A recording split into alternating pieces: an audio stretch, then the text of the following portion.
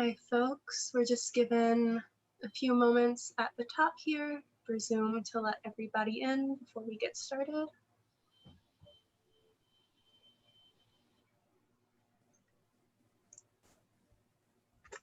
If you are already in tonight's webinar with us, you can open up your chat window and find some information about how to purchase tonight's featured book.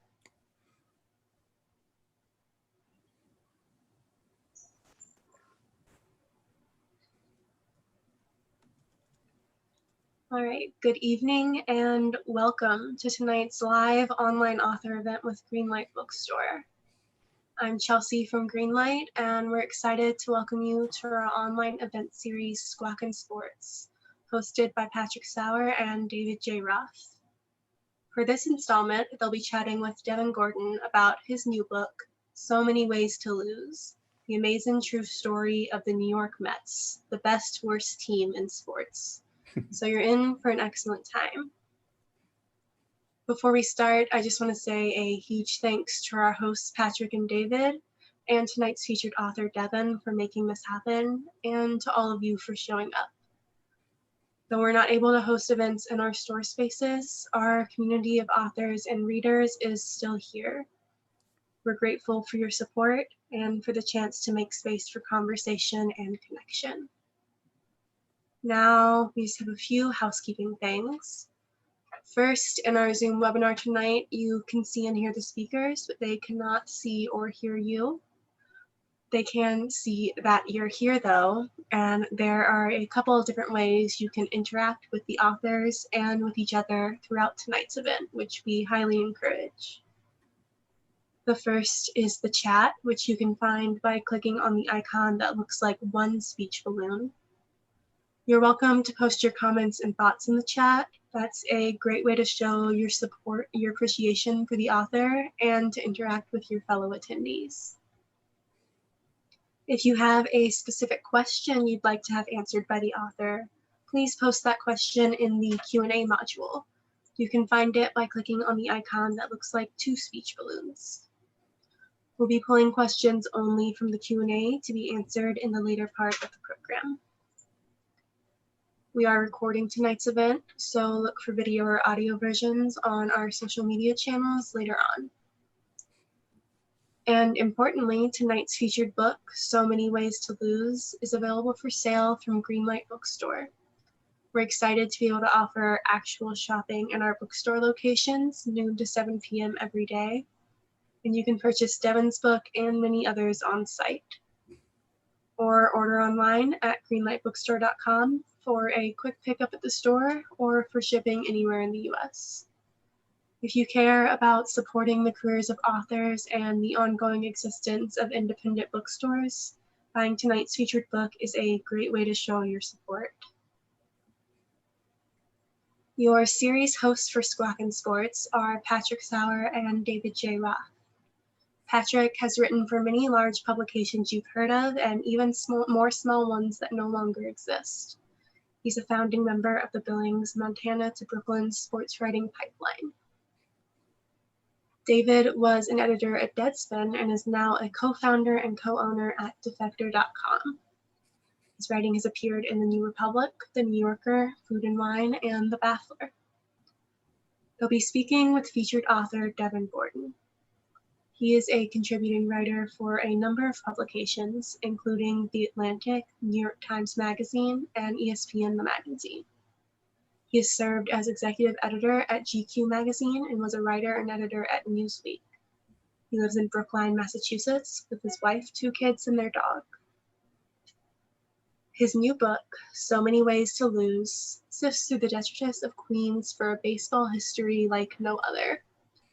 This hilarious history of the Mets and love letter to the art of disaster explains the difference between being bad and being gifted at losing, and why this distinction holds the key to understanding the true amazing magic of the New York Mets.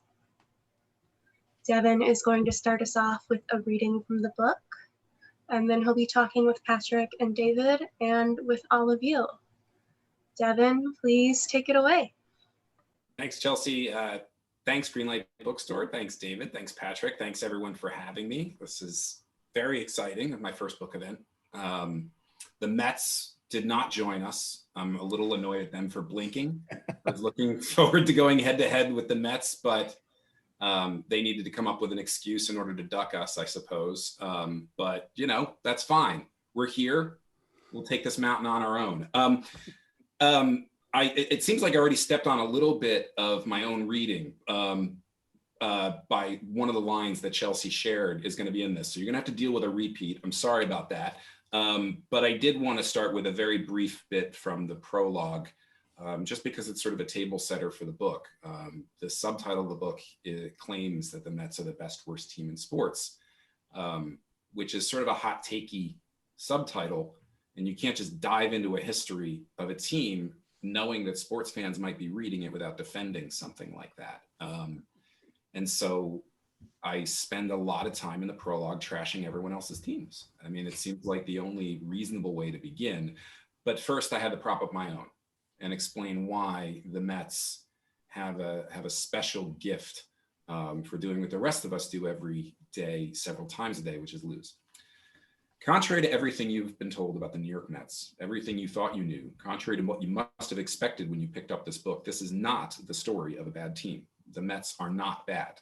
Listen, they've been bad at times in the past, let's call it more often than not, including the all-time record for being bad the most times in a single season. But badness is not what defines the Mets as a franchise. There is a difference between being bad and being gifted at losing. You may have heard this part before, sorry. And this distinction holds the key to understanding the true magic of the New York Mets. My Mets, your Mets, the Mets in all of us. You could lock every fan of the Texas Rangers, Seattle Mariners, and Colorado Rockies in a very small storage locker, and they would kill each other for the Mets' postseason history. In 57 seasons to date, the Mets have reached the postseason 9 times. They played in 5 World Series, and they've won twice. It's been a while since 1986, yes, and it's probably true that half of the people with vivid memories of that season are now dead. Still, compared to the genuine sad sacks of pro sports, the fan bases with zero joy, no highs, all lows, nothing to show for their loyalty but a deep dent in their foreheads from slapping them for decades. The Mets' track record for badness simply doesn't rate. It's pretty Met. In fact, amazing and or miraculous postseason runs are as much a part of the Mets' identity as losing 120 games in 1962. For everyone who cares about the Mets, the DNA of seasons like 1969 with the original Miracle Mets, 1973 when you gotta believe Mets went from last place to Game 7 of the World Series in 2 months, and 1986, a season-long bullet train right up until they almost derailed twice in the playoffs, has encoded in us this hapless instinct that a reversal of fortune is always possible. It's happened before. It's happened more than once. It's kind of our thing. The mental state of your standard issue Mets fan is to be simultaneously certain of humiliating defeat and pretty darn sure there's a miracle brewing. It's not bracing for the worst exactly. It's bracing for something. Something awful, surely, but maybe not. Mets fans have the capacity to believe in both outcomes with equal commitment. This is very hard to do. You probably couldn't pull it off. You have to be special. I'll stop there. All right, now what? Would you just shut up? I'll shut up. Okay. I think we have to start by asking, now that the Mets are a model franchise, do you feel stupid for having written this book in the first place? Model franchise? Have you been paying attention this offseason? $340 million as of the last 12 hours. They won the James McCann sweepstakes. Devin, the evidence is right there. This is, in fact, I would argue that this has been the perfectly Metsiest, provably Metsiest offseason. I think he's right. Somehow, despite landing the jewel of the offseason, the superstar that everyone wanted, basically stealing him from Cleveland, we managed to overshadow that with one of the most humiliating off seasons. It is true. In franchise history, for a franchise that was coming off the most humiliating off season in franchise history. Like, this should not be possible, but that's what we do, right? I mean, this is what we do. I think it's even more than I'm not in disagreement with you, really. I mean, they've had worse off seasons, but like they were during the Madoff years and stuff like that, That's where like true. Sandy Alderson would sign like DJ Carrasco and be like, I think our work is done here. Like, I like where we're at, you know. But in this instance, like the part of it that blew me away, especially yesterday night, like, because I recorded our Defector podcast yesterday afternoon. At that time, I had basically convinced myself that they were going to somehow let Lindor walk. Yeah. And it was all posturing, but it was the vibe of it, like the fact that it was all happening on the back pages of the tabloids. This is something that I think you really Twitter. Yeah, right. But that was my real problem, was that I kept looking at posts. I ate too many posts and gave myself a stomach ache. But I think that a thing that you really pin down in the book here is that it's not necessarily about the failure. There is a lot of failure, but there is an uncanniness to the way that it unfolds, that there's like a sort of a rhythm and an inevitability to it that in this case, like I had come to believe that some of it was the Wilpons. And now when I saw one of the richest men alive getting in a staring contest with his franchise's shortstop that they had basically stolen, and that they had this unique opportunity to build around, I like at that point I considered ancient curses or like some other justification for how this could have been permitted to feel so bad, even though it wasn't that bad. The Mets, look at Cohen's behavior so far, and let's step back from the baseline thing that he's worth, what, $11 billion, whatever it is. And that because of this, because of his capacity to spend and presumably spend wisely, that he's going to fix everything. As if the problem with the Wilpons at any point, really, except for the Madoff moment, was a total unwillingness to spend money. The Mets went through periods where they spent tons of money. Yeah, they tried. You could say that about the Wilpons. So, this notion that money alone is going to save us. So let's step back. Forget about the money thing. What about Steve Cohen's behavior really has been reassuring so far? Has the Trevor Bauer pursuit been reassuring? Or the fact that he's talked about like how Bauer was his target. That's the one guy I'd go over the luxury tax for. Like, so what we know is he has questionable taste to go with all the money. And the judgment may be a little dicey, but despite what he says about, cracking down, zero tolerance on sexism, that sort of thing, and then he goes and chases Trevor Bauer, there may be a little bit of dissonance there. But just the tweeting, this sort of smug, admittedly entertaining tweeting about the Lindor negotiations, that is a real high risk. If you tweet what it's going to take, asking people for a poll what it's going to take to sign Lindor, and you don't close the deal before opening day for whatever reason, oh my God. And it's like, Steve Cohen, you've been a Mets fan, you should know better. But the way he's behaving, to me, this is perfectly in line with Metsy behavior. He's looking like a very Metsy owner to me. Yeah. And if just the sense that it's kind of sloppy and weird and happening in public relentlessly. Yeah. And it's going to go badly. And this is not running a hedge fund in private. This is public. Things are going to go wrong. There are going to be humiliations. We're going to see the Tony Tarasco video of celebrating the World Series in October, one way or another. We all know. I never understand, like, you have all the money. And actually, Mark Cuban, for all his flaws, is pretty good about this. You have the money. You can be the hero. Just don't get mixed up in the player. Like, just put your money out there. You want to jump up and down the behind the home plate. You want to shake hands. Like, it's not that hard to be a hero. You're worth all the money, and you don't have to do anything but sign some guy. Just be quiet, or be a big fan like a Steve Ballmer, or just be a quiet guy in the back. It's when they try to do both, when they're like, I'm the genius behind this. Also, I'm the guy that's saving it. It's like, yeah, this is a real problem all over the culture, I think. And it's like, it points to, I think it has a policy solution, which is that if you have $1 billion, you don't get to post. I think that's an amazing idea. Because one or the other, which is fine. I get to post all I want, but I don't have very much money. So that's. Or have your own billionaire only Twitter. Yeah, I guess that was it. I mean, that's fine. Like, if they want to form that, it seems reasonable. But you're getting at something that I think really alarms me about Steve Cohen, which is he has this hedge fund certainty, self-confidence that he knows what he's doing and he's got this. And I think in terms of running a payroll and maybe even running a Major League Baseball organization, he probably does have it better than we've been experienced. What he does not have is any understanding of how to be a public-facing sports owner. And he's going to mess up bad a few times. He already has. And it hasn't quite like dynamited in his face yet, but it's kind of one of those things where the dynamite hasn't go off and you keep looking in the box being like, geez, I wonder if it's going to go off this time.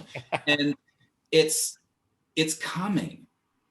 It's in like our the blood. Armando Benitez ninth inning. Yeah. There might be 7 good days, but the 8th day.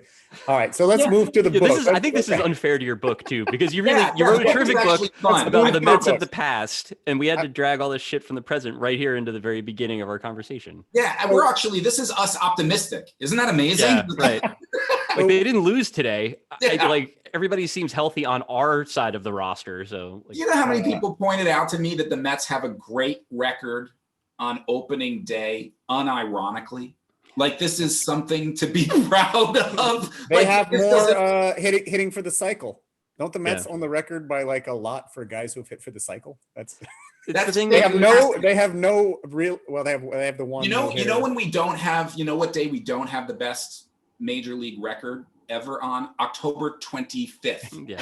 You know what I mean? That's not a day when we lead the league in wins. But great opening day, wonderful. Thanks. Get the good Kaz Matsui on opening day. Go ahead, Patrick. This is a good entree to the book. This is, I think we're up to, like we were talking earlier, I think this is like our 17th, and we've done some memoirs, some behind the scenes stuff, and a lot of histories of untold or lesser known stories. This is the first sort of popular history of presumably most of the people who pick this up know a lot about this already. I'm curious when you're putting that together in your head, and I know this started with your great piece about Gary, Keith, and Ron for the New York Times Magazine. But beyond that, how do you decide, or what are you thinking about when it's like, I want to tell this story, but I also know that a lot of people know all these stories, and it's not so drilled down. It's not like the story of the 73 where we're going to go into the archives, because it's kind of chapter by chapter, you're moving on. So I'm just curious how that played out when you sort of formulated it and went about it. Well, the Gary, Keith, and Ron article, in a weird way, it almost turned out to be like a proof of concept for the theory behind the book, right? Which was that you could tell a story about a baseball team with characters who were sort of almost unconventional subjects or heroes for a chapter or an article, right? These guys are no longer players. They're not on the field. They're in the booth. They're just talking about it, right? So, but they're very much a part of the franchise, and their dynamic of being so great when the team, no matter how bad the team lets us down, seemed like a good prism for the entire history of the team. And it was more a question of, 69 and 86, the two seasons that the Mets won the World Series, are deservedly richly covered in a surprisingly deep shelf of Mets books. But I don't think that any non-Mets fan, if you ask them, what are the Mets, who are the Mets, what it is to be the Mets or a Mets fan, I don't think they bring up 69 or 86. That's not what they think of. They think of comic catastrophe. And they think of that for a reason, because that's most of what the history is, right? 69 and 86 are the seasons that you tend to write books or make Disney movies about, but they're not the seasons that really define the Mets. They're sort of they're polarities that sort of give us this tension, right? Mets history is like a tension between the comedy of 62 and just this sudden, out of nowhere, miraculous explosion of 69, right? The miraculously out of nowhere winning and the miraculously brilliant, ingenious, creative losing. And so I wanted to look at stories through Mets history that weren't 69, weren't 86, that were stories in between, like Metal the Mule, who was the, in 1979 when the Mets were at their very worst, which is a stretch of Mets history that is every bit as real for many, many, many Mets fans as 85 to 90. They fired Mr. Met. The granddaughters of the founding owner of the Mets fired Mr. Met, a loving husband and father, and replaced him with a mule named Metal in order to symbolize toughness, grit, no glamour. And so they chose as a mascot a sterile animal with no future. Sterile animal famous for taking large dumps. Large dumps in center field. By the way, that is literally where Metal pooped, because where else were they? And the dawning realization that donkeys poop in the outfield, and Mr. Met shouldn't, at least, right? It really shouldn't. And you can fire Mr. Met if he does. Yep. They also brought in, to be fair though, they also brought in like cannolis and egg rolls. They brought in the first ethnic food to a ballpark. Well, that is, so there's I mean, that's true. And I'm glad you actually brought that up, because, you know, one of the things that I love about telling a story like this and having the room to tell stories like this, especially about the Mets, is that there's always a twist or turn or colorful little detail that cuts against what you expect, right? And if you read into the granddaughters of Mrs. Joan Whitney Payson, God rest her soul, the founding owner of the Mets, her daughters, BB DeRoulette and Whitney DeRoulette. Now, do those names scream sabermetrics to you? But like, they really liked owning a baseball team. They just didn't know what they were doing.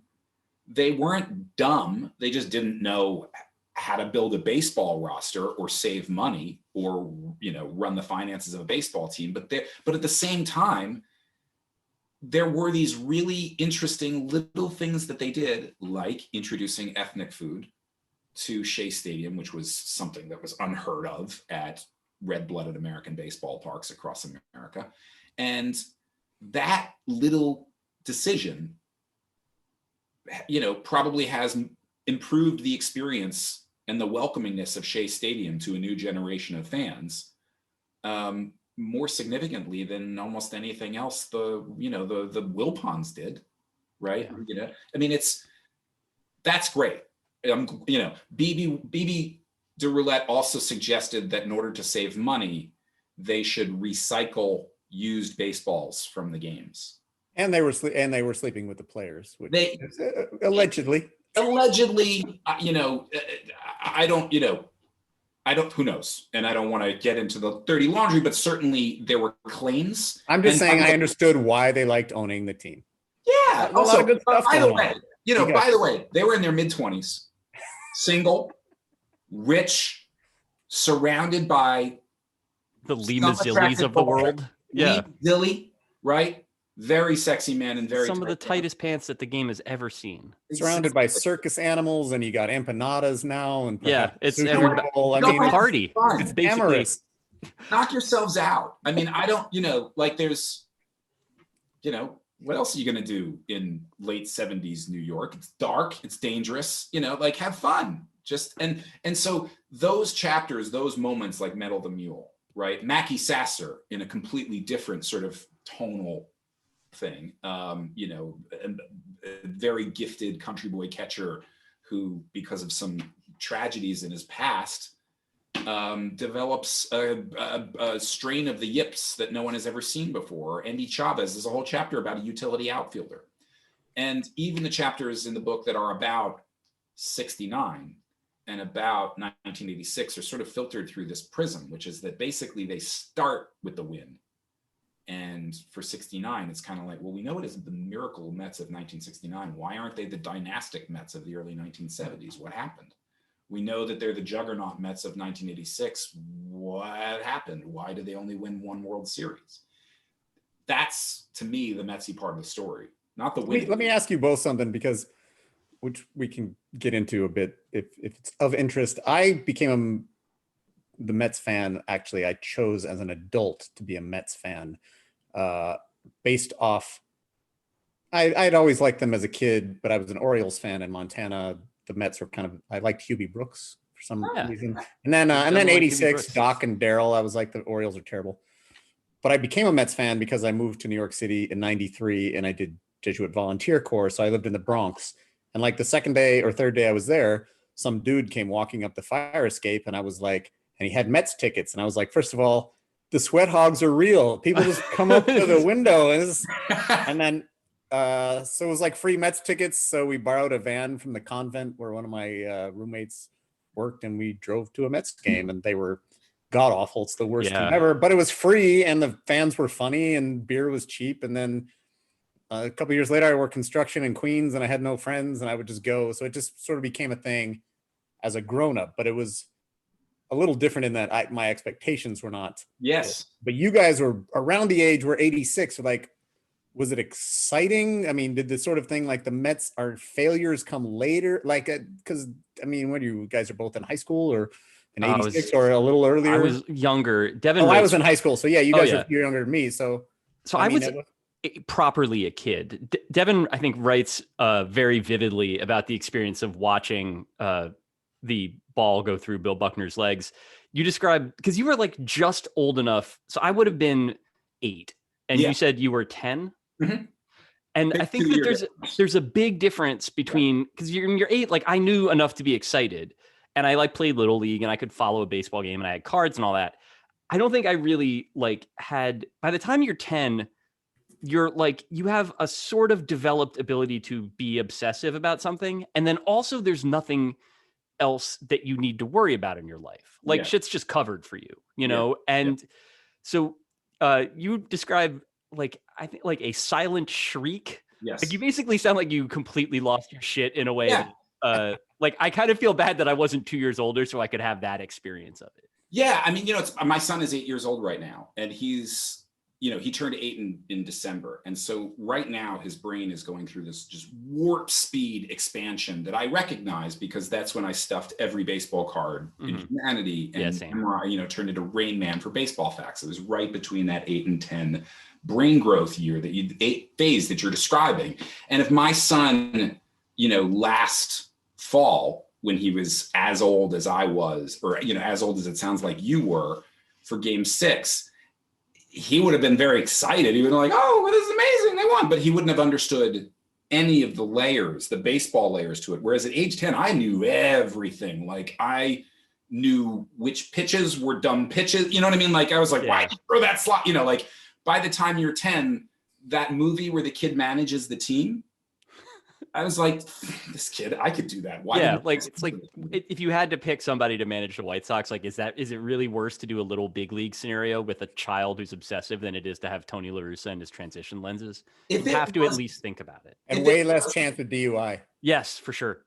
If it wasn't for like the managing of adult personalities, if it was just purely in-game strategy and like grinding tape and being a freak, I guarantee a 10-year-old would do a better job managing a team, certainly, than Mickey Callaway, right? Like, I mean, isn't that obvious? Like, in fact, actually, maybe even if you threw in the clubhouse stuff, he'd probably handle it. Yeah, I was going to say that sometimes managing adult relationships is not a strength there either, but. That was, it was a very formative experience in a good way, but. So did you remember them when they were bad? Because I feel like I started to pay attention to them and understand them in probably 85, when they were pretty good and didn't make the playoffs and they were eliminated on the last day. And I remember that was my first. That was the year the Yankees and Mets were both like on the same, like same day. Like, And my first year of sort of consciously following baseball was, and knowing what I was following, right? Like I watched the second half of the 84 season. The first World Series I remember seeing was Detroit and San Diego. San Diego in the World Series for your first World Series is, talk about anomalies. Yeah, right? Don't get used anomalies. To it. San Diego is going to be here every year. They must be a juggernaut. Yeah. No. But so that team was just getting good, but they had been bad enough recently enough that there was a hangover on the team. Like I was conscious of the fact that this was a team on the rise that had very recently been bad. And that's why there was this sort of excitement around a team growing, rather than, it could very easily have been like, 1984, I think they won 90 games. I think they were 90 and 72. And there are plenty of like Yankee 90 and 72s where they're like, you need to clean out everyone, right? And it could have easily been a 90 and 72 Mets team like that, because we had some of those later on. Mm-hmm. This was that the 84, 85 vibe was just all like, holy cow, we have got the guys. Yeah. And so I had that sort of like excitement that something special and unusual was happening without having a vivid sense of what was coming. Yeah. I think in some ways too, though, 86 was like a good introduction, and especially then the collapse afterwards, and just like how quickly it went bad and how badly it went bad, that that was, I as a kid, I remember being very distraught. Like I was at summer camp, and I remember that was where I found out that Mookie Wilson had been traded for Jeff Musselman. And like, I was like, probably a little young to be at summer camp, like sleepaway sort of scenario. Like I went someplace where no one would see me cry, and I cried. I was like 11 or 12 or something like that. Yeah. I mean, and yeah, go ahead. And yet, like, I think it was because like I had this sense that like, because they were good when I was little, and because they then, you know, the good players stayed even as the team sort of got bad, like it didn't really compute that this was like, that what they truly were like was 86 in the sense that they were like brash and, you know, sometimes really good. But what they really were after that, and I think that this is like a distinction that it sort of was made clearer for me in reading the book, is that like they're a tabloid organization and the Yankees are a broadsheet organization. Yeah. That like there's an institutional element to the Yankees that makes them dull to me and can make them smug. The Mets are always failing in public, sometimes more lovably than others, but it is like in the same way that like a Donald Trump divorce played out back when I was a kid, you know, that like there's always some new shit. It's always like a new thing happening that day. And the decisions that you made, this is something I wanted to get at just as somebody who's read a decent number of Mets books. And like, I do think this is a distinctive one. I really did enjoy it. It's written in that episodic way that sort of, it breaks them down in a way that I think was illuminating, because it doesn't, instead of telling the story of this franchise over this wide sweep of time with different owners and different, you know, periods of being up and being down, it kind of like pegs the way that they've always been fucked up in the exact same rhythms, if not quite in the same ways. And so like by writing it as a series of like little magazine feature type stories, I think it really like illustrates that episodic nature of their existence in a way that I found illuminating. Was that a choice, or is that just because you know feature writing best? It was a way to talk myself into writing a book, almost, right? That makes sense. It was a way to understand and talk and just approach it in a way that I could digest and feel comfortable about. Yeah, and like make you feel like you're actually going to get through it. And did you write it like chapter by chapter, like let me finish this first and then move on? I kind of thought of it as 20 magazine stories. That's, I mean, I really did. And it was sort of like, you know, I think one of the hard things was sort of chopping up, telling the history in enough creative ways so that it didn't start to feel like, you know, it was just baseball, right. baseball. But you know, you also, but you also, it didn't feel forced. You know what I mean? I didn't want to contrive a conceit and graft the history onto it. It had to work. It had to make sense. And you're lucky too that the thread of them constantly screwing up runs through this book quite naturally. Like you don't need to constantly be reintroducing it because it keeps fucking happening. Yeah, it's right there. Is this going to be contrived? Is it not going to be able to work this? And that was one of the things that was really fun in the research. Was like, oh my god, it really is. Like it's every single story. There was always more. You know, you pulled a ton of like just 2-sentence details. Like I didn't know Jesse Owens ever showed up at a Mets spring training and pulled his hammies, or you know, I was unaware about the sex offender that they hired without though having to have, you also, on the flip side, I noticed like Bobby V's mustache thing was not in there because some of the stuff is in the internet age has kind of been beaten to death. Yeah. And, I thought the ones you chose, like these little things, like I never heard that before. That's nuts. So, and also that was a really hard thing. Like what you were just identifying. There's a lot of Bobby V in there, but there's not that. Making the choices about what I was going to leave out, because it's 60 years of history.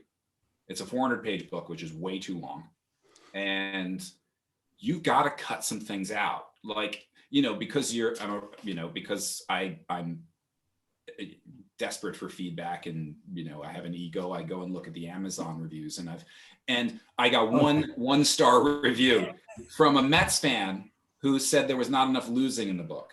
I left out, seriously, it's so great. I love this. It's my favorite review. It's a 1-star review and I love it because it's someone who is like, you forgot this loss, this loss, Yeah, this incredible. loss. That's actually, and that I was leads, like, I mean, I got to leave some out. Yes, I left out Mike Scioscia hitting that home run off of Dwight Gooden. I barely wrote about the 88 NLCS because I wanted to write a chapter about Eddie Chavez. Yeah, that was a pretty normal baseball loss. That's exactly like these. There are some losses that Mets fans treasure, right? Like this guy was really angry, really 1-star angry, that I had forgotten Terry Pendleton's. He spelled Terry Pendleton's name wrong, by the way, but Terry Pendleton's home run for the Cardinals at the end of the 80 that basically ended our 85 season, which, to be honest with you, I completely forgotten about. I really had completely forgotten about it. But one of the reasons why I'd completely forgotten about it is because, as you say, David, it's a pretty conventional, heartbreaking home run. Terry Pendleton turned out to be a pretty awesome hitter, right? We won the World Series the next year. We were maturing a year. It was fine. It happens. Like that's not a Mets loss. That's an anybody loss, right? And you know what? When you say the 1-star review, that actually, this book really resonated with me in a different way, especially the second half.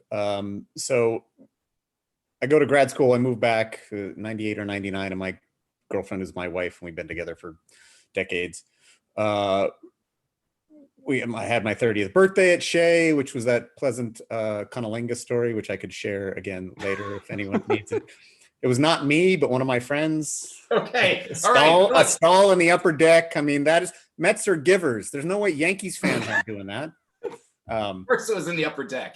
Yeah. Well, it's more sanitary up there. Yes, it is. Closer to God. Beyond that, like my daughter, we went to the Polar Bear home run when Pete Alonso hit his home run. Been to one of the NLCS games, etc. My point is, when you talk about the 1-star review guy, I have that. Devin, you probably don't know this, but my mom's from Philadelphia. I'm an Eagles, Sixers. The Mets are the only team I root for. But my Eagles thing is Irish row house Catholic, cops, and my cousin owns delis, and it's very much a WIP, like, fuck it, Yeah. My whole Mets thing is family and friends and then goofy Brooklyn blogger types. Like, it's all fun for me. Yes. The most fun thing I root for, to me, even when they're bad, it's still fun. When you said you dipped out those couple of years, that's when my daughter was in the stroller and you could pay $20 to sit in the loge level and you'd have a little spot in the, they give me the handicap section because no one's there. Like, I know there's a whole world of Mets fans who are exactly those Eagles fans that I grew up with, same kind of deal.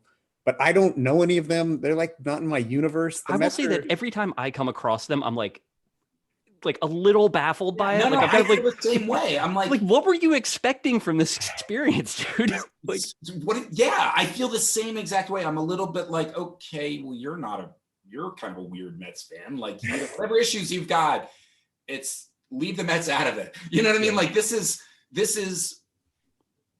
in our DNA because that's how the franchise was conceived, right? I mean, when you take the Yankees, were built to win.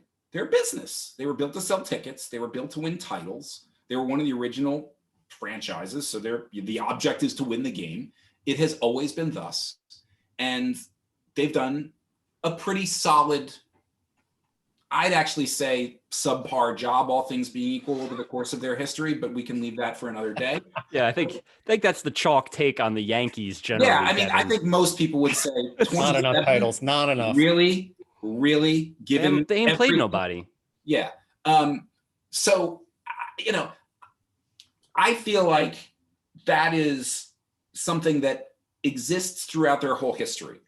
If they are not winning, why do they exist? And that is how their fans behave. Like, if they're not winning, it really is like something's wrong with the universe. Whereas the Mets only exist because the Giants and the Dodgers thumbed it west like a bunch of hippies, leaving New York with one and only one. Oh my God, only one baseball team in the entire city of New York. And it was wholly unacceptable to half the city, right? And when Mrs. Payson, who was a Giants fan, who heartbroken that Willie Mays had left her life, built the team and got the expansion team for New York, she knew the team was going to stink. She knew that it was going to be at least 3 or 4 years before they could have any hope of being a successful, even middling team.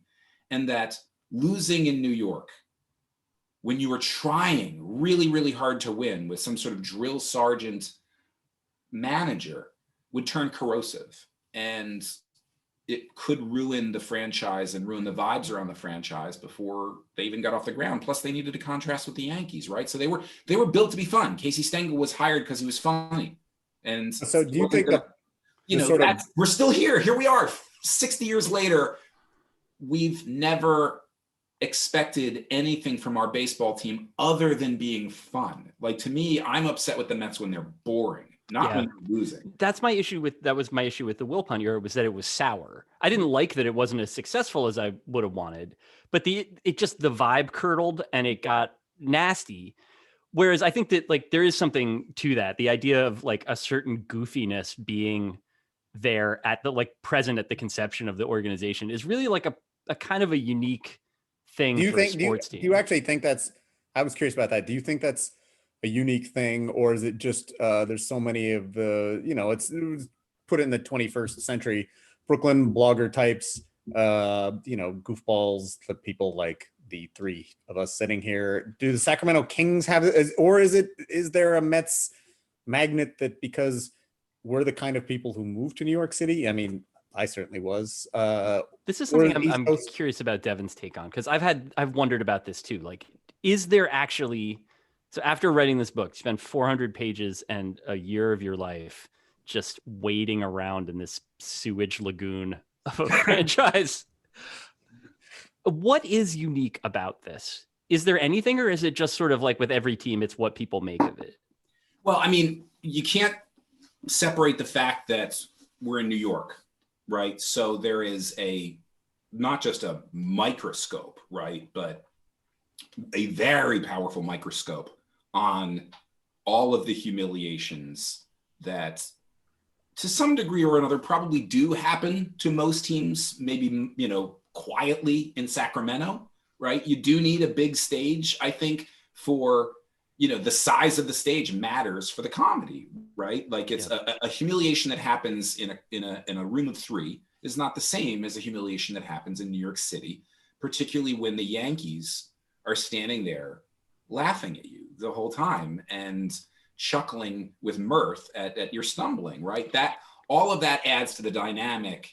So, if we're looking purely at the on the field stuff, there may be some comparisons, but honestly, I think really when you drill down, it really is kind of remarkable and astonishing just how consistently the Mets exceed expectation in this regard, and how even once you drill further and further down, the comedy still exists. And, I do think that part of the way that the team was fashioned from the beginning, Casey Stengel wasn't just about being fun, right? He was fun, but he also became sort of a voice for who we are and how we talk about the team. This very dry, sort of mirthy, wisecracking thing. I don't think it's an accident that as a result, stand-up comic legends growing up in New York City kept choosing the Mets. They're Breslin. It seems like a Breslin team and number one, but I remember this was 99, 2000, get off the train for an April game. One of those games where it's like, we're only doing this because we bought seats for $5. Yeah. And on the platform, and this is pre superstardom, but Jon Stewart smoking a butt on the platform before he goes to the game. I remember looking at him like, you're famous enough. Yeah. And why would you be here? I'm here because I got a $5 ticket. But it maybe someone came up his fire escape and handed him a ticket to the game. I mean, they were sweat hogs. The sweat hogs are amazing. Like, can we? Sorry. Can we just go back to that? Because were you guys did you guys go there in a van and was there like singing and caroling? Because it has has like a magic sort of. The girls. So I lived with all women. We'll go through this very quickly. JVC, the Bronx house. It was in a pretty rough stretch, but it had been there for many, many years. So it was just every August they turned over and there was 5 new people. I lived with all women, and the 2 of them were just like, that sounds fun. And the 3 of us went. They weren't baseball fans. And I was just sort of struck by, like, you don't understand how terrible this team is. And there's 4,000 people here, and it's 101 degrees, and this is awful. And the beer is like $4 in my mind. Anyway, it was just sort of like, I mean, like so what bad. you're describing is what Gary Cohen describes as, you know, his teenage college experience of the Mets. And he loved going to those Shea Stadium games. And it didn't matter if you won. You're just drinking, having fun, hanging out. You had no expectations. And you know, this is the docent of the Mets, right? He is putting his finger on exactly what it is to be rooting for this team. So if Gary is saying that, right? Yeah. The funny thing is, they had the hole punch out of him, so they were clearly just somebody dropped them off at like a youth center or like in the neighborhood, and he was like, "Here, okay." Speaking of which, I want to run this clip because I want to have a little chat about this. My favorite chapter in the book. Also, I think this Gary Cohen call is interesting. Chelsea, do you mind playing the clip? I'm assuming all Mets fans will know what this is. If you don't, that would be strange. Worth mentioning that the guy that started this game as a pitcher is still playing. That's There he right. is. I guess so. There he is, Oliver Perez, 19th season, I believe. He's the only one left from that played in the 20th century, I believe. Is that not right? I think his debut was 2002. Back goes Chavez, back near the wall, leaping, and he made the catch! He took a home run away from Roland, trying to get back to first Edmonds. He's doubled off, and the inning is over. Andy Chavez saved the day. He reached high over the left field wall, right in front of the Mets in the visitors' bullpen, and pulled back a 2-run homer. He went to the apex of his leap and caught it in the webbing of his glove with his elbow up above the fence. A miraculous play by Andy Chavez, and then Edmonds is doubled off first, and Oliver Perez escapes the 6th inning. The play of the year, the play maybe of the franchise history for Andy Chavez. The inning is over. Franchise history? We're going to throw 2 worlds win. I mean, the catch. I'll be perfectly honest with you. It's the coolest thing that's happened to the Mets. It's not like winning the World Series is tight. That is the best catch and the most surprising moment. To me, like I don't really have a problem with that assessment. I think whatever it was you were about to say that I interrupted you, and I'm sorry about that. You're probably right. I just want you to know that I'm probably going to wind up disagreeing. I had no problem with right or wrong. I was just surprised that he went right. That I just thought it was interesting. His brain went to franchise defining catch, even though it was not the World Series. Can I also hold on before you, Devin? Also, this again, my favorite chapter in the book. Tell a little bit about what. Oh, sure, yeah. And they told you about the catch itself. Which, so the chapter is about that catch. The chapter is called "The Legend of Endy."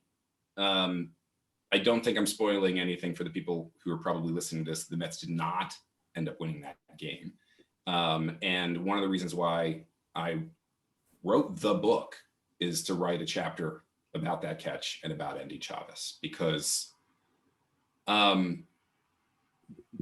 book like this, you know, if people read it, it becomes history. It becomes part of Met history, right? I mean, in theory, there's only so many on the shelf, and mine's going to be one of them.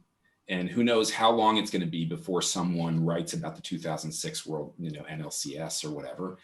And it bothers me that Andy Chavez doesn't have a chapter in baseball history, and it might not get much of a chapter in Mets history other than maybe a page or two, when he still had what I consider to be the greatest catch in franchise history. And I would argue was only the wrong outcome, which is totally out of his hands, away from it being the best catch in postseason history, period, of anything, including the Willie Mays catch. And much of the first half of that chapter is sort of comparing Endy's catch to Willie Mays's catch, the over-the-shoulder catch, which is famously, considered the most the greatest catch in baseball history. Endy's was better. Unfortunately, the game didn't end the way I wanted to, any of us wanted it to, certainly the way Carlos Beltran wanted it to. One of the things that I love about that moment is Gary Cohen's call. And I got to actually, it's crazy. I don't want to get Zapruder-like, and I'm not going to ask poor Chelsea to replay that. But if we do go back and review the videotape and go word by word, Gary actually says maybe the play of the franchise history. He actually does say maybe. All right. And and honestly, that maybe is one of the most cognizant, in the moment, incredible bits of announcing maybe. But that's the Gary Cohen difference, is that he remembers all the moments in franchise history. So in the moments, he's like the beautiful mind, numbers moving around. Like he's right there. To me, in that exact moment, he is cataloging Mets history and accurately cataloging it and describing certainly the play of the year and qualifying it, I think, for one reason, not because he has any doubt that it's the greatest defensive play in Mets history, because it is. I mean, if you go back and look at it, the other contenders are nowhere near this. What I think Gary was referring to was that the game wasn't over. Yeah. It would not be the greatest catch if we didn't win. That's what I think he's referring to. And Gary, I think, having the presence of mind in that moment to be like, maybe, knowing that they're just leaving a crack of air in the door, not just for someone to argue with the history, but because they might not win. Like, I think that the only other, maybe I'm forgetting something, David, but the Tommy Agee catches in the 69 World Series, I think, are the only contenders for the Mets. And if you've watched them, look, they're really nice catches, but they're nice catches that, they are not. They're memorable because everything they're not even saving double plays that no one else would have made. Right. And that's I think individual, Ordonez did things that are cooler than anybody's ever done, but he did them during the regular season on bad teams. And in this case, I think that context. And then also I think that as you mentioned there too, that because Cohen grew up as a Mets fan, that that's a crucial bit of context as well. Not that he's not trying to jinx the team, but that he's definitely aware that nothing is given. This is a cool catch, but it doesn't necessarily mean that they're the team of destiny or that they're definitely going to win this, because they're still throwing Oliver Perez out there in an elimination game, at this crucial moment, where the whole rest of the team is old guys. There's no way of knowing that, next year would be better, and it wasn't. Yeah. And Pedro is supposed to be the front of that rotation, right? And he hurt himself because of course he did. We all knew he was going to. There was no way he was going to make it to the postseason. He got us there and he got hurt. And so it was probably inevitable that we were going to lose that game. And that should have been abundantly clear to me the moment that Endy, doubled off Jim Edmonds at first. I was so certain we were going to win the World Series that it should have been obvious to me that something catastrophic was about to happen. It should have been immediate realization that this was a horrible, horrible thing that was about something terrible. I want to say that chapter's great. I'm actually going to not spoil it. Endy Chavez explains what was going through his mind while he was making the catch, which is just this stunning athlete brain that you can't ever imagine. So we're gonna tease that. Thank you for Mets fans. It was awesome. There's only one question I think worth asking, so I'm going to ask the question first, and then I have a last question for both of you. From Carl Gurich: was there anything you learned about the course of writing the book that surprised you, interested you, but you didn't include it for some reason? If so, what is it? P.S. Love the book. Thank you, Carl. Trying to think. There's a lot of things that I tried to tuck into little corners because I knew that people would get annoyed at me if I completely overlooked them. Like Generation K was a really big subject for a lot of people because it was such an epic failure. Like that it was a trio of young, supposedly future aces who all went spectacularly awry. But they were called Generation K and none of them worked out. And something like that just didn't, it just wasn't, guys get injured. You know what I mean? Like, you didn't include Greg Jeffries for a reason. I didn't include not that Greg interesting. Jeffries. Oh, you know what? That's an interesting thing. Lenny Dykstra. Oh, hold on. Fuck Lenny Dykstra. We cannot say this enough. He owes Patrick money. He owes me $2,500 from his stupid Players Club magazine, and I'm never letting this go. Lenny, if you're watching, you fucking owe me money. This is perfect because, you sort of proved my point, which is I hate Lenny Dykstra. You mentioned the little devastating aside where you're like talking about who's the worst, player to play for the Mets, and you're like, Lenny Dykstra is the worst person ever to play for the Mets. Yeah, not wrong. Vince Coleman is the worst Met. Yeah. Player. Lenny Dykstra is the worst human ever to play for the Mets, which is like a slight distinction, but only because Lenny was pretty good for us and as a player. But I hate Lenny Dykstra. I think he's scum. I hate Lenny Dykstra. And I think does he owe you money too, Devin? Is this a I'm gonna probably committed some kind of fraud against me, but like I think in a book like this, it would have been very easy to have a chapter about Lenny Dykstra, right? Because So Many Ways to Lose. Lenny Dykstra is a good example of that. I just hate him. Yeah. And I didn't want to spend an entire chapter thinking about or writing about Lenny Dykstra, even though I knew that he was more than enough material to sustain it, even into the present day. I mean, talk about a rich subject, but he's just, Which is a shame too, because you have one of my favorite Mets, Carlos Delgado, which you have great descriptions of, but he's just a regal good dude, and it's like it's sad that is always less captivating. You can't write you could probably write a chapter on Carlos Delgado, but it's going to be a mini biography. Yeah, like Delgado, that is one of the things is as much. I know that there are going to be things that Mets fans like. How could you overlook this or something like that? And usually it's just because ultimately, if it doesn't turn into a good chapter or into a good narrative story, then I'm going to skip it for something else because I just, it's like why I'm not going to call every single person.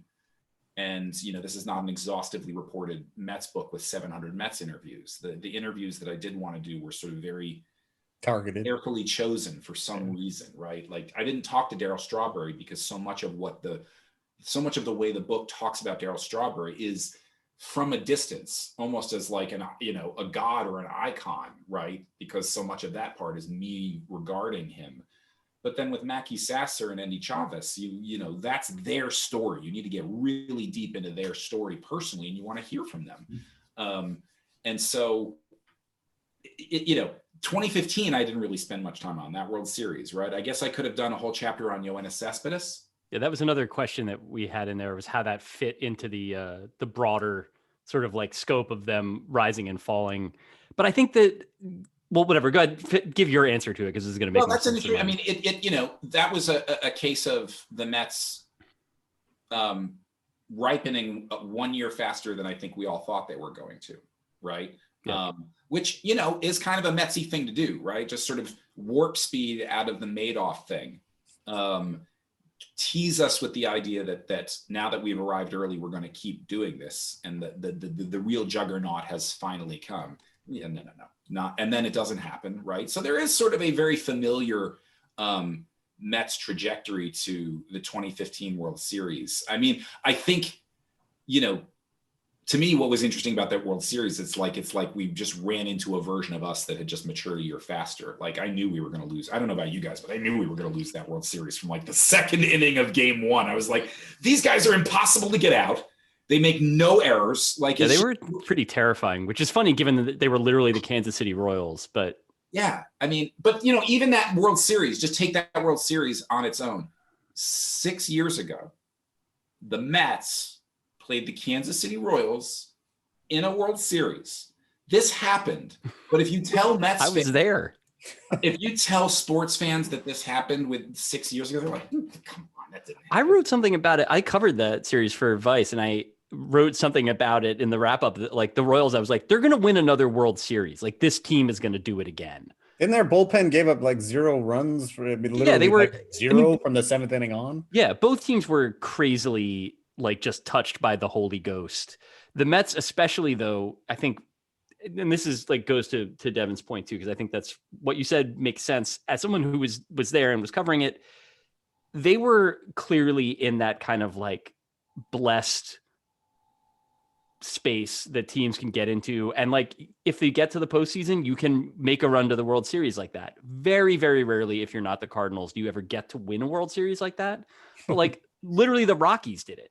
Like it can be done if you get there and you get lucky enough and everybody's hot at the right time. I remember talking to Howard Megdal, the Mets writer, who is also a big Mets fan when we were there. And he was like, I think we're going to cover a World Series parade, man. Like, I really do. And this was like when they were winning the NLCS. And like, I didn't think that, but I couldn't argue effectively against it because of how wild and unreal that whole thing felt. I thought that 2006 was a given. That 2006 was, and I thought that I still obviously 2000 and 2015 they made it a step farther, but I didn't think either time. 2016 felt better. I think they had more. 2016 was really, really good, and I thought the 2015 team. I thought because of the way they just steamrolled the Cubs, I was like, wow, they might actually do this. Holy shit! And like I said, 2 innings into the World Series, because at that point, I had kids. I had not seen the Royals play. And I think part of it is that you still like, it's the Royals. Come on, how good could the Royals be? And they didn't have Mike Trout names. Yeah, they didn't have really hardly any stars. And they had been bad. They had had for 9 guys. Years. Like they had been bad forever. They had like 9 guys who fouled off 15 pitches. Right? Like you could not get those bastards. Yeah, they never made errors. They never made errors. They were just an amazingly just tightly riveted baseball team. And the Mets weren't quite there yet. They were still I've had a major soft spot. If Bob Silverman, you're watching this, David Wright. I've been a David Wright. I just thought he was the best because he wasn't quite good enough to be. He wasn't Piazza, like he wasn't nice. But he always like his tongue would stick out and he ran like a penguin. Like he always looked kind of half-assed. Like he really enjoyed being on the Mets, which is he just the number one way to endear yourself to me. Yeah. You just got to seem happy to be there. When he came back that season with the Phillies and he hit the home run. But all right, we're coming close to the end. Real quick, predictions for this season. I will say I think the Mets are going to win the division. I actually think that. Devin, I think they've got a shot at it for sure. I don't think they're much better than the Braves, but I think that they're much better than they were. I mean, like just top to bottom, there's more depth. There's more of a chance that like not everything has to go perfectly for it. Like I think they'll make the playoffs, and that's a good start for me. I think we're going to win the World Series. There we go, yeah, man. May I ask, Devin, before you go, who are you wearing? Is there a name on the back of your jersey? Tom Seaver. Oh, R.I.P. Full choice. Tom Seaver. A groomsman's gift from my college roommate when he got married. The marriage didn't last, but I still have the jersey. Simple, tasteful, elegant. Very nice. Before we go real quick, our next book, which will be May 6th, 2 days before I officially get my AARP card. Nice. Fans, How Watching Sports Makes Us Happier, Healthier, and More Understanding by Larry Olmsted. He's making the case that sports fans are good for society. Counterpoint, every game I've ever been to. Yeah, good luck for that guy talking to someone that worked like selling beer at Veterans Stadium. I worked in the 700s level at Veterans I've Stadium. seen things you people wouldn't believe. I mean, Nom is something, but we were close. Anyway, I think it's going to be a fun season. Any Mets fans, you've got to read this book, especially I do think the 21st century stuff has not really been written about, and it's great fun, and it captures why it is. I don't know. We're all biased. It's fun to be a Mets fan, and if you don't like it, fuck off, especially if you're Lenny. Chelsea, take us out, please. What a nice note to end on. Thank you guys for having me. Thank you, man. Yeah, thank you so much, Patrick and David and Devin, for tonight's fantastic conversation. And thank you to everyone who came out and spent this evening with us. A reminder, if you missed any part of it or you'd like to indulge in our rewatch later, that tonight's spent has been recorded. We'll put it up on our YouTube channel, Greenlight Bookstore, within the next few days. So keep an eye out there and on our social channels. If you want to support tonight's author and Greenlight, you can find the link to buy So Many Ways to Lose in the chat. You can buy that for local pickup if you're here in Brooklyn, or for shipping anywhere within the US. Or you can come shop in person in our stores. We're open noon to 7 daily. And you can also find in the chat a link to our next featured book for May, fans, and registration for that will open up next week. So keep an eye on Greenlight's events calendar at greenlightbookstore.com. Thank you so much again, everyone, for a fantastic conversation, and have a wonderful rest of your evening. Let's go Mets. Right on. Thanks, guys. Everyone, the season starts maybe tomorrow. Or maybe Monday. Let's Maybe wait for Monday, everybody's apparently. viral load to go down. But yeah, all right. See you.